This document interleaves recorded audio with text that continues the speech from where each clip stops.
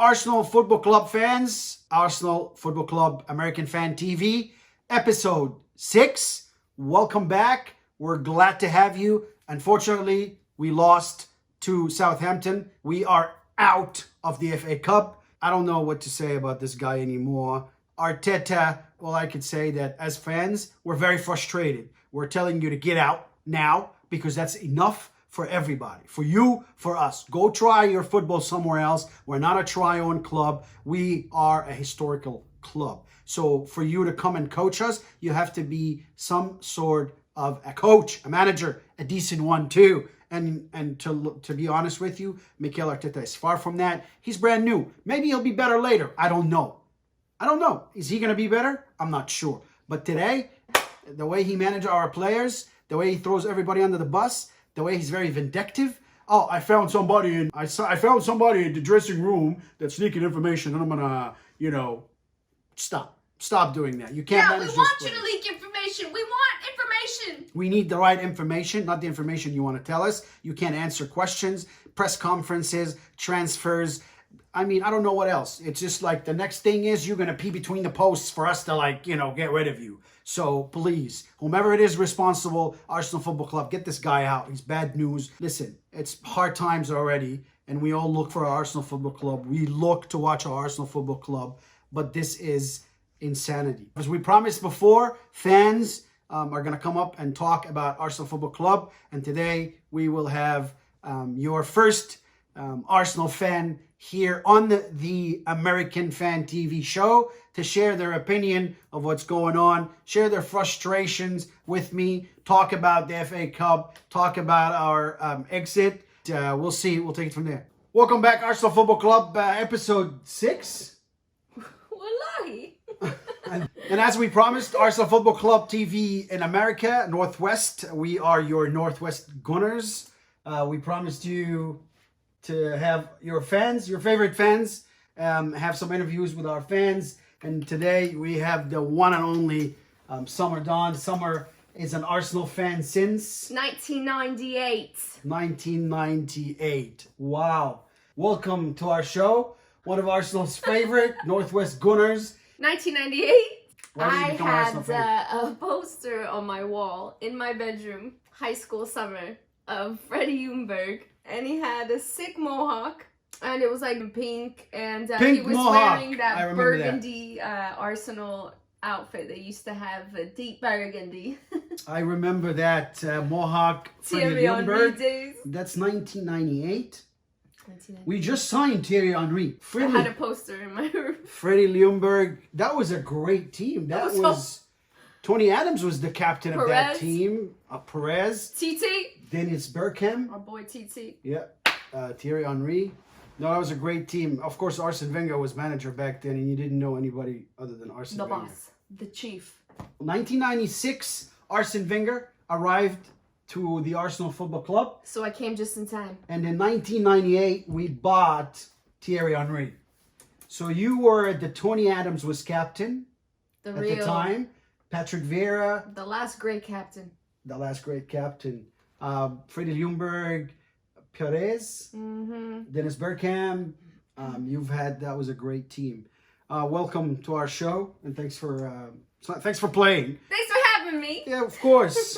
Unfortunately, today we're talking about a loss, an FA Cup loss, or out of the cup. I know you watched the game. We did.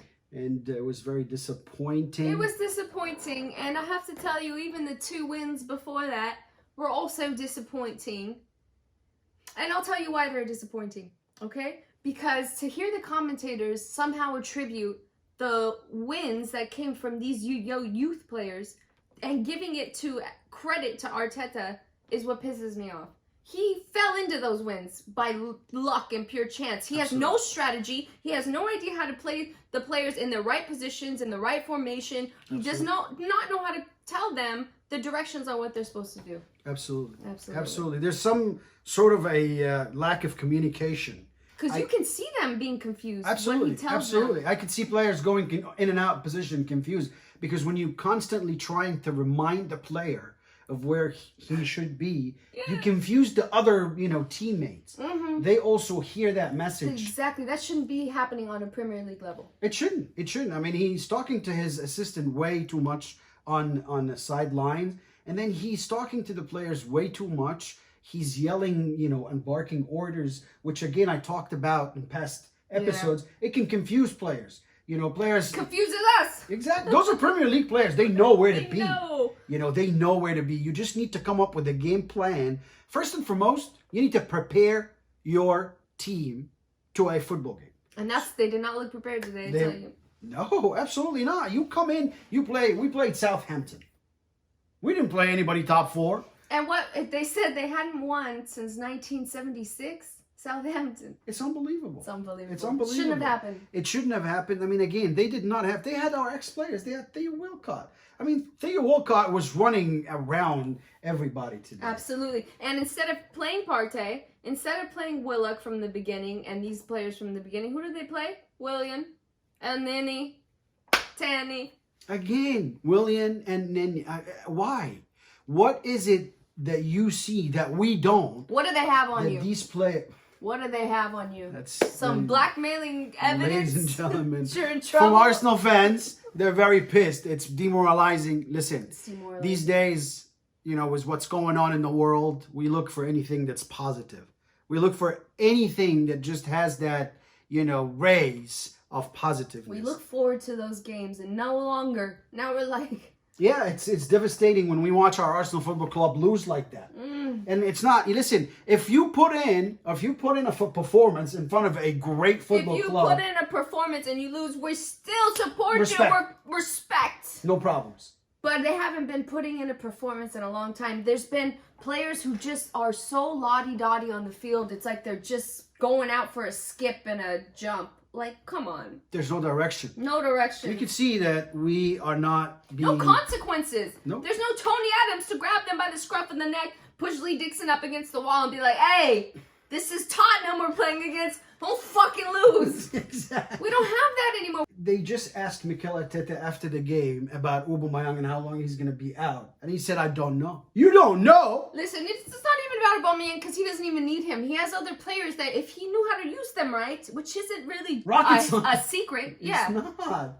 It's very simple for you to play 3 players up front and then 1 behind him so you complete that diamond.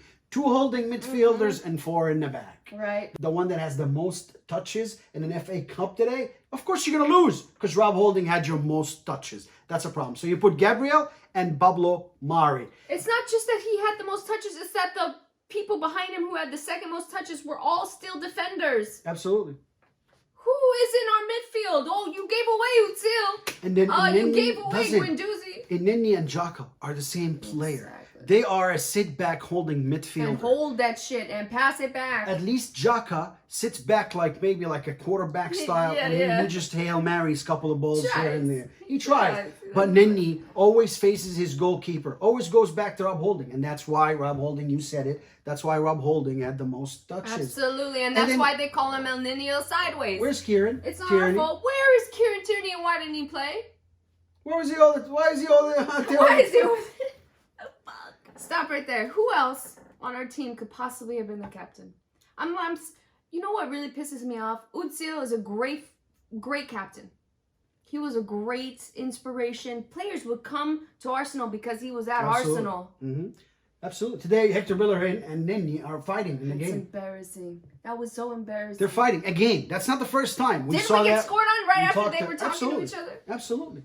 It's embarrassing. Absolutely. And Nini does not comprehend that he makes a mistake. He has to blame it on somebody. And now you're blaming it on the captain. Hector was the captain. So you can't talk to your captain like that. You can't even answer him back. You just have to do what he tells you to do. Right. That's just respect. It's about respect. It's respect. There's no respect between these players. That's why they're not playing. Yes. They're not playing as a unit, you know? Tony Adams, when we were talking 1989, he was talking on that show. He was saying, we operated as a unit. The players are the players. But when you operate as a unit, you're stronger. When there's solidarity, togetherness, you win football games. If you don't have that at this level, playing in England, whether it's an FA Cup or Premier League or whatever, you're going to lose. you're gonna lose. And we've seen it. We've seen how much we lose because we haven't been playing together as a team since even before Arteta. Unai wasn't doing us any favors, but I still think he was better than Arteta even. Unfortunately, we can sit here today and say that Unai Emery was better than Arteta. Unai Emery is far from being qualified to take on an Arsenal Football Club. But seeing Arteta makes Unai Emery makes you miss him a little bit. Yeah. It's unbelievable. We're not that football club, ladies and gentlemen. This is not the way Arsenal is. We're very, very, very highly respected football club. I'm a veteran fan. We're veteran fans. I've been supporting this club for 30 some odd years. Today, You give away your age. It's hard for me. It's hard for me to see them like that. It's hard. I want to recruit players. I want to recruit fans. How am I going to recruit fans playing like that? Inconsistent. Do I have players? Absolutely. Absolutely. We have players. You want a captain for this football club? These players. You want a captain for this football club? His number is number 3. His name is Kieran Tierney. And after that, I'd say these youngsters who were brought up in these Arsenal youth should be next for captaining. Emil Smith-Rowe and these really... Bukayo Saka. Saka is the man. Martinelli. Why was he not starting? Why? He's what? How old is he? 19 years old? He wants to play. He has energy. 19-year-olds have energy. He has energy and he wants to play. And Let the boy play. Let him play. We have the players. We have Saka. We have Martinelli. We have Uba. We have Laka. We have Thomas Partey. It's not the players' fault that you don't know how to use them. It's not. You can have the best players in the world, but you don't know how to use them. And a prime example, with all due respect, you have Zinedine Zidane in Real Madrid. If I have those players, I will win everything that's in front of me. But he's not. And you have a guy, look at Bayern Munich. Look at Bayern Munich's football. Why are they playing this football? Because they play with heart. They play with intensity. Look at Joshua Kimmich going in. They fight for each other. They fight for each other. Grotzky, Lewandowski. He's up front, but he's fighting for every ball. Serge Gnabry that we give away. Leroy Sané, the whole night. But we have players that are very, very, very good players. We have... Comparable. To compare them with anybody, we have excellent players. That's a good squad. Stop looking outside and fix the inside. It's not going to fix the problem because as long as Arteta is coach, no matter who you have, you could get Messi to come over here exactly tomorrow. Because there's just no vision, and this is his first job. Yeah. So these things are just common sense. It's his first job. It's Arteta's first job. This is not somewhere where you can try to become a manager for a football club. Arsenal Football Club needs a Carlo Ancelotti. It needs somebody that's qualified. Class. World class. Yeah, Allegri, the Juventus manager, he's available. He was available, man. He's available. And today, you have managers. You have managers that have proven themselves. It's really difficult for me to watch the Everton game. It was very difficult to see Carlo Ancelotti coaching Everton and Mikel Arteta coaching Arsenal. What the heck was that? That was not right. It was supposed to be vice versa. I don't understand it. I don't know how you can give... Even Everton is too much of a club for Arteta to start out with. Yeah, he said, I can't deal... He came out this week and said that the squad was too big for anybody to manage. No! The squad was too big for you to manage. Not for anybody. If you come out and humble and say these things, hey, listen, this is a big squad for me and I'm kind of out of my depth, we'd have more respect for you than we do now. Exactly. Because you are out of your depth. Are you taking the piss? It's unbelievable. It's unacceptable. It's unacceptable. It's unacceptable. That you're still in there is unacceptable. Right. Allegri's free. Resign with grace. Let's have that then. Let's have your resignation. Because we're sick of you. You're going to be hated by the time you leave if you don't leave soon. Let's have that then. Resignation from you. Let's have that then. Papers, sir. Papers. Just leave. Sign on the dotted line. Just leave. And when did you become an Arsenal fan? You said back in 1998. Listen, I started in 1998, but it wasn't until I married you in 2006. Yes, I'm married to him. It wasn't until I married you that I became a passion, became a part of me. Passion, Arsenal. You introduced me to this beautiful football. And the football was literally... beautiful. Ballet unchoreographed, live action ballet. Like, how do you do that? How do the players make this a dance between each other? I remember one of our favorite goals. Absolute favorite goals. Favorite goals? The team comes together like nothing else. Norwich. Nobody else. Jack Against Wilshere. Norwich. Jack Wilshere was the man, and he's passing it back and forth with Giroud and Santi Cazorla Santi was involved. Cazorla. Those were the days. Santi Cazorla days were some of the prettiest football we ever had. Best game for you? Best Arsenal game? Oh, okay. This is a good one. The game we we won that kicked Tottenham out of the fourth place spot. So they couldn't play Champions League football the next year. Yes. Like, we won on the last day. We had them play an extra game. Yeah. Yeah.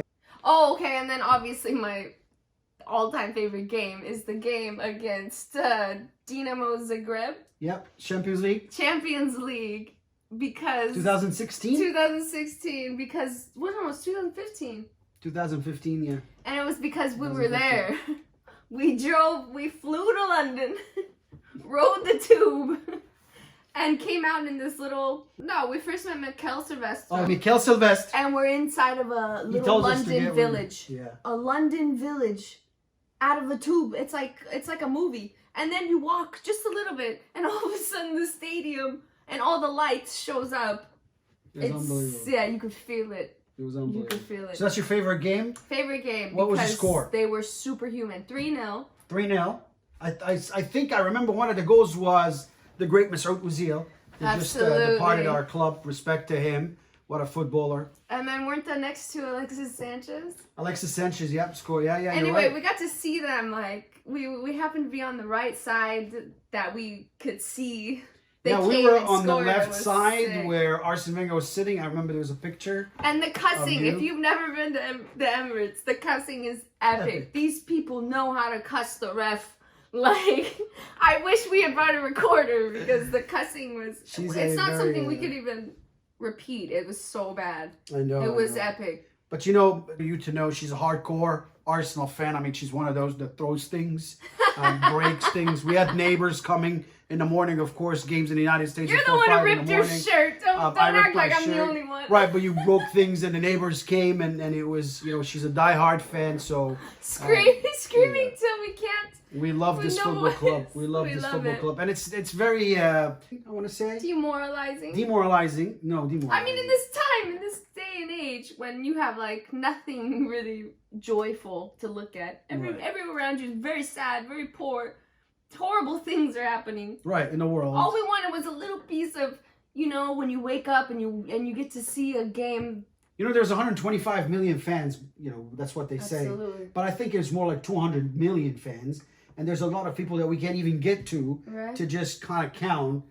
They are all looking for that Arsenal game. To cheer them up. To cheer them up, to put a smile on their face. When we were watching Arsenal play, we forget everything. We're just on the pitch with everyone, and we would like to enjoy the football, but the football that is shown and given to us as of lately, it's nothing to brag about and it's nothing to enjoy, unfortunately. But we could see that. So what we're asking for you to really, number one, know the task on hand. The task on hand is all these 200 some odd million fans around the world are watching you, plus the neutral. So you're talking about a lot of millions of people that you can impact their life positively. And do us a favor and resign. Get out. Arteta out. This is what we're saying. Why are you still there? Why is Willian still there? Why are you signing new players instead of nurturing the ones you have who are winning things for you while you don't know how to do what your fucking job is? Yeah. Your one job is to manage these players. You're not doing it. You're not doing it. You're pissing everybody off. What did they say, boss? I told him not to. I told him not to do it. He said, don't do it, boss. Don't do it, boss. He said, don't do it, boss. So horrible performance, and now we're out. As the FA Cup holders, we're out. We're out of the FA Cup. For no reason. We didn't play a game. I mean, we didn't play a team that was extraordinary. We didn't play a team that was really top four. No, it was a very average team, played very average game, but we did not show up. Players were confused. There was no direction. Especially William. He was so confused. William, or tired. I don't know. William didn't show up. He didn't show up. I mean, is he playing? I said during the game that he's playing against us. Absolutely. It looked like he's saying he's playing. He's giving the ball away every time he gets the ball. I don't have to be a genius to notice these things. These things are obvious. Every time he gets the ball, he passes it to the wrong player. He passes it to the other team when he gets the ball. When he's in a danger position, oh my, did you see how he sky-high'd that free kick also? He's horrible. And then, instead of taking him out, who does our genius coach take out instead? Martinelli. Wow. Why would you take Martinelli out? I mean, obviously, you're devastating the kid. Obviously, there are players now that want to leave the club. It's a great word. He comes out and says there was the squad was not manageable. Yeah, we know. We know that you can't manage the squad. Because he doesn't have the talent. Yeah, we know. Exactly. We know. Arsene Wenger has as many as 32 players at some point. We know you can't manage because we know you don't have the personality. A football club manager has to have the personality. You don't have personality to manage. You don't know what's going on. You don't know how to read games. You don't take the pressure. You always deviate and give it, to the players. Right? Yeah, you always. My God. It's the same thing over and over and over again. And that is not, like you were saying earlier, that's not a club that you have a brand new manager starting at. Absolutely. This is not the starter kit club. You go and try a second tier club first. Even these teams that are up here but not as good. But don't come to Arsenal as your first try. Absolutely. You shouldn't, because you're set up to fail.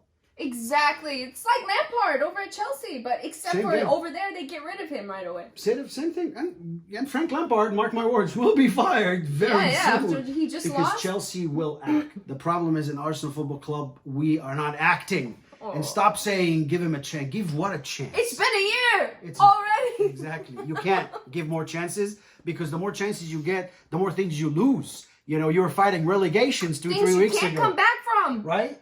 They don't want to sign. Players will not sign with you if you're not playing in these games, these big important games. And we're not that type of club. You were fighting relegation in Christmas a couple of weeks ago, and now you're out of the FA Cup. I don't know how or what sort of form should I be expecting in Europe. I don't know when you play Atletico Madrid and all these, non-qualified Champions League teams. How bad we're going to get spanked. It's going to be bad because we're not obviously playing as a team. They don't have directions. There's no cohesiveness. And whose job is that? It's not a unit. Exactly. To keep them together. That's the coach. Absolutely. That's the manager. Absolutely. The hell? We were just watching 1989. I watched the show the other day on Netflix. And great show. Unbelievable.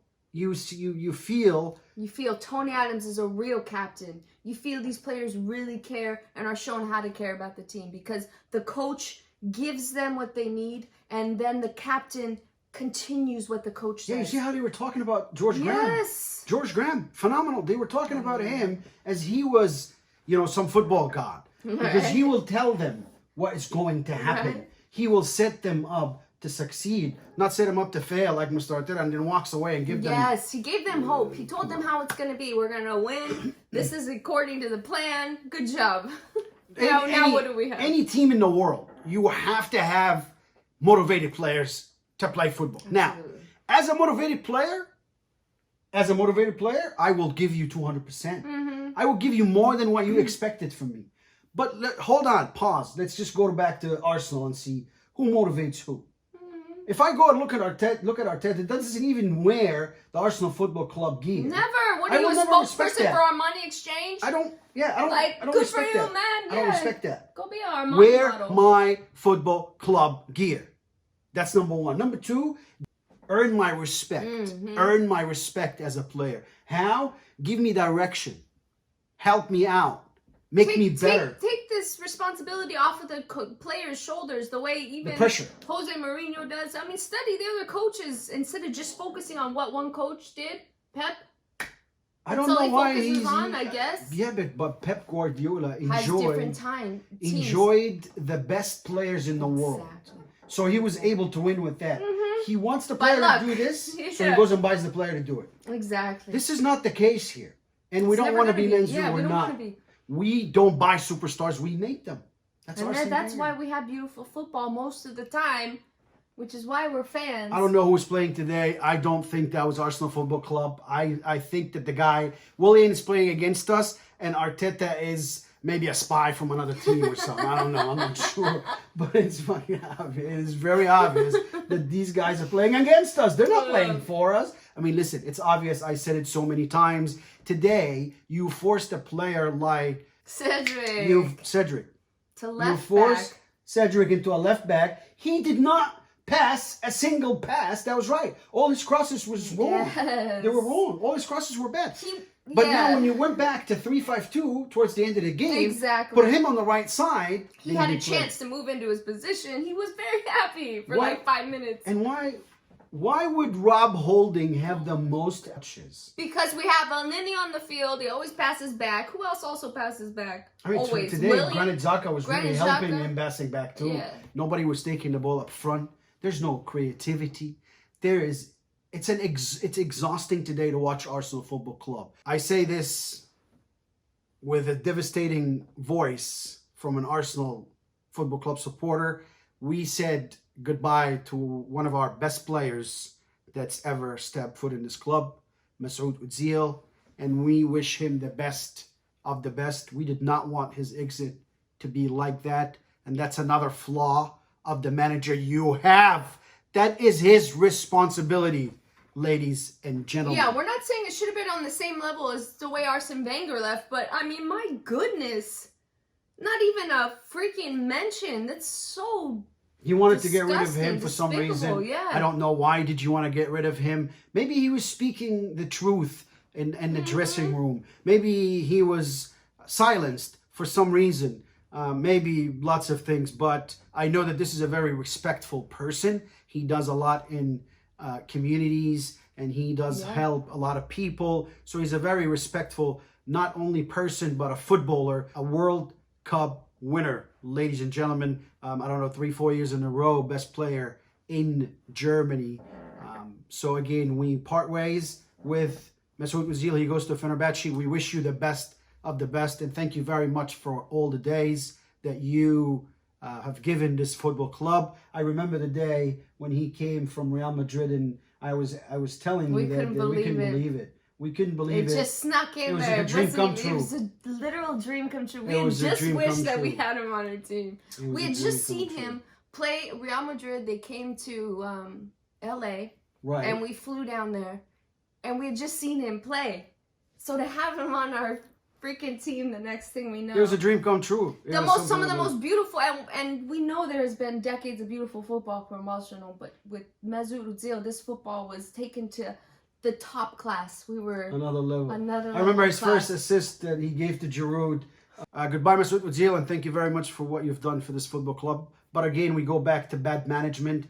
He didn't leave the club on good terms. He's a creative midfielder. I don't care who says what. We saw him playing and training with the team most of the time with the videos we get or we had access to.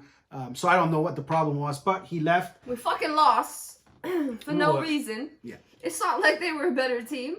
It's not like they had a better coach. It's not like they had better players.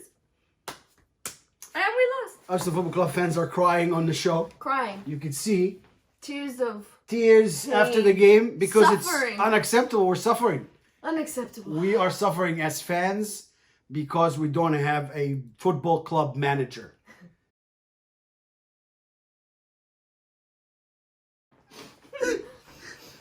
Feels very Christmassy, Thanks, Bob. Bill. Thanks for having me back. Thanks for After the first fiasco, you went somewhere. I picked a pocket of peppers, of pickled peppers. Tip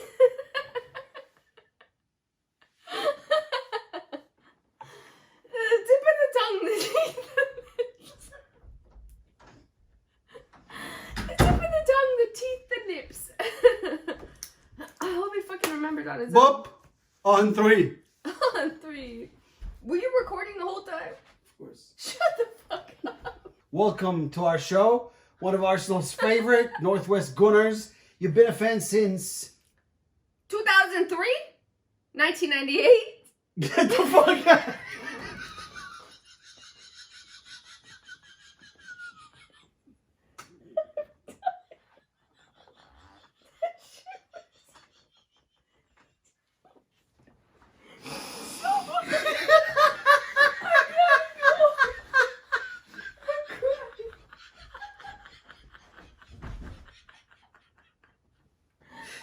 Arsenal Football Club fans, we lost our fan due to extreme حلبسة.